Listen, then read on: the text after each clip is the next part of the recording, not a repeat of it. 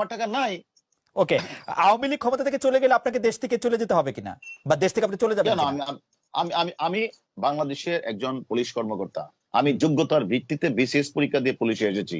আমি এই যাবৎ ফলে যতগুলি আমি আমার চাকরিকালীন সময়ে আমি কখনো কোনো বিষয়ে আমি আমার আইনকে প্রাধান্য দিয়েছি, আমার সিআরপিসি পিআরবিকে প্রাধান্য দিয়ে কাজ করেছি। আমি সাধারণ মানুষের পাশে কাজ করছি। আমাকে চলে যেতে হবে কেন? আমি আমার সঠিক কাজটাই করছি।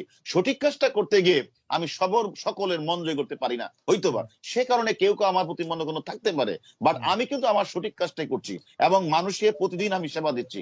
আমি আজকে এই যাবৎকালে ঢাকা লাস্ট প্রশ্ন, আমরা মানে আমি বলে না, বাংলাদেশের মানুষ, কামাল ভাই সাক্ষী দিবেন যে বাংলাদেশের মানুষ আপনি যখন এসপি তখন থেকে আপনাকে সবাই জানেন, সবাই চেনেন, সবাই অনেক ক্ষমতাধর মনে করেন।